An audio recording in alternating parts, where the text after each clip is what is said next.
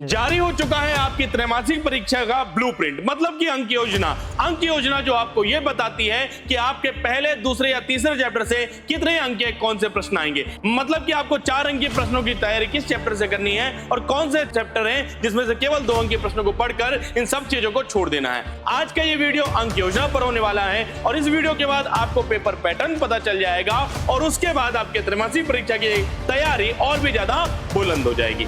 Hello dear students, मैं अभिषेक तिवारी, मतलब कि आपका एटी सर फिजिक्स एक बार फिर से स्वागत करता हूं आपका अरिविहान पर।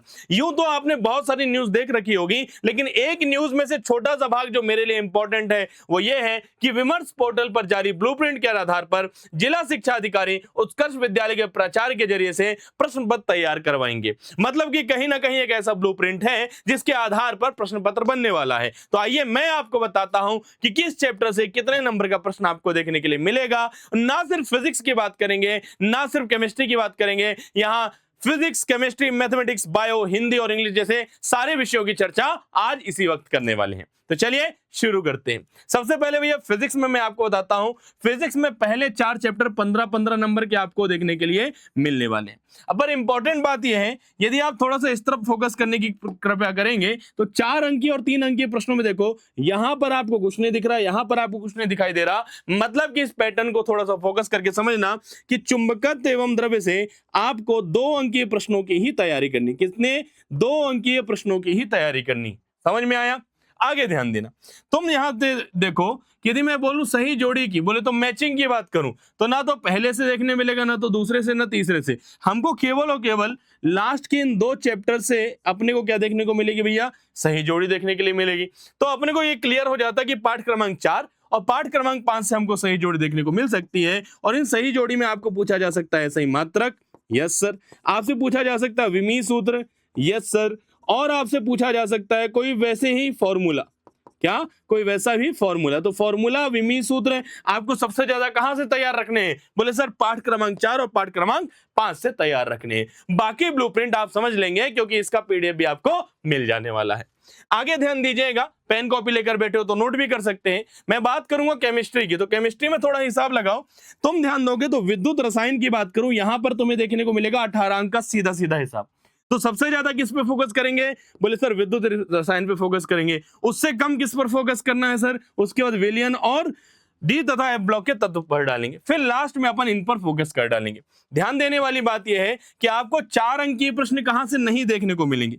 क्या 4 अंकीय प्रश्न कहां से नहीं देखने को मिलेंगे? बोले सर ये जो पार्ट है 2, इनमें से 4 अंक के बड़े बड़े प्रश्नों की तैयारी नहीं करनी है, 2 और 3 अंक के छोटे प्रश्नों की तैयारी करनी है। बात करें 1 अंक के प्रश्नों की, तो भैया यहां पर 7 है, यहां पर 5 है, यहां पर 5 है, यहां पर 6 और यहां पर 5। मतलब MCQ, fill in the blanks, true false सब कुछ मिलाकर।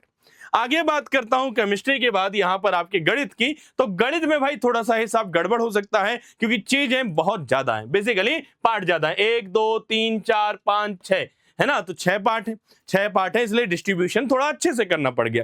ध्यान दो, सबसे ज्यादा कौन है सर? सबसे ज्यादा सर ये 16 है और फिर उसके बाद 15। तो सबसे ज्यादा प्रैक्टिस किसकी कर डालेंगे अपन? सांतत्य तथा अवकलनीयता की। उसके बाद प्रैक्टिस करेंगे सर प्रतिलोम त्रिकोणमितीय फलन की। बात करें तो 4 अंकीय प्रश्नों की, सर पहले पार्ट से 4 अंकीय प्रश्न नहीं देखने को मिलेगा, दूसरे पार्ट से 4 अंकीय नहीं देखने को मिलेगा, सॉरी पहले से और तीसरे से 4 अंकीय प्रश्न देखने को नहीं मिलना ना। मतलब ना तो इससे कोई बड़ा प्रश्न बहुत बड़ा दिख रहा हो तो तैयार मत करना। इसमें बहुत, सॉरी इसमें गलत बोल देंगे अपन, हाँ इसमें भी भयंकर बड़ा यदि कोई प्रश्न ऐसा दिख रहा हो कि ये 4 अंक में आएगा तो अभी के लिए तुम उसको छोड़ सकते हो, मेन एग्जाम के लिए अभी नहीं कह रहा हूं। आगे बात करें यहां पर, तो 4 अंक की प्रश्न आपको देखने को मिल सकता है प्रतिलोम त्रिकोणमितीय फलन से, सारणिक से, और बात करें सांतत्य तथा अवकलनीयता से, बात करें तो अवकलज के अनुप्रयोग से। वहीं पर यदि यहां पर 4 अंकीय आएंगे तो भैया यहां पर 3 अंकीय प्रश्न आपको देखने को नहीं मिलेंगे। तो इस प्रकार से आप इसका भी पैटर्न समझ लीजिए। और बात करूं यदि यहां पर विज्ञान की, बोले तो जीव विज्ञान की, बायोलॉजी की बात करता हूं, तो बायोलॉजी का भैया थोड़ा सा भूखंड हिला होता है। यहां पर 1 2 3 4 और 5 पाठ आपको देखने को मिल सकते हैं। पांचों पार्ट में से यदि आप ध्यान दें तो 4 अंक के प्रश्न कहां से नहीं आएंगे? बोले सर ये जो चैप्टर है, इस चैप्टर में से बड़े कोई प्रश्न को तैयार करने की आवश्यकता नहीं है। बात करें यदि अपन, तो बहुविकल्पी प्रश्न 3 आएंगे पहले चैप्टर से, 3 आएंगे दूसरे चैप्टर से। मतलब इसके जितने एमसीक्यू हैं वो रट डालो। बाद में आगे बात करो तो रिक्त स्थान भी 3 अंक यहां से, 2 यहां से, 1 यहां से। मतलब कि पहले 3 चैप्टर के अपन को रिक्त स्थान तरीके से तैयार करने पड़ जाएंगे। समझ में आ रहा है? ब्लूप्रिंट क्या होता है? ब्लूप्रिंट तुम्हें बताता है कि किस पार्ट से कितने अंक का कौन सा प्रश्न आएगा, किस पार्ट के 4 अंक के प्रश्नों को छोड़ देना है और किस पार्ट के सिर्फ 2 नंबर के पढ़ के अपना काम हो जाएगा। आइए, बायोलॉजी तो बता दिया आपको। हिंदी की बात करो तो हिंदी थोड़ा सा और बिखरा हुआ है। अब हिंदी में बात करें सर, सही विकल्प में एक आएगा सर काव्यखंड से, काव्यखंड से एक सही विकल्प आएगा, एक रिक्त स्थान आएगा, एक सत्य असत्य आएगा, 2 सही जोड़ी आएंगे और एक वाक्य वाले आएंगे। काव्य बोध की बात करो तो सही विकल्प एक आएगा, रिक्त स्थान एक आएगा, सत्य सत्य एक आएगा, सही जोड़ी एक आएगी, एक वाक्य एक आएगा। तो ये थोड़ा सा बिखरा होता है, इसमें आपको फोकस करना पड़ेगा। बेसिकली काव्यखंड, काव्यबोध, गद्यखंड, भाषा बोध, वितान, अभिव्यक्ति एवं माध्यम, इन सबको तरीके से पढ़ना होगा। लेकिन क्योंकि कारण यह है कि इसमें आप कहीं नहीं देखेंगे कहीं ज्यादा नंबर है, सब में एक एक पूछा जाएगा।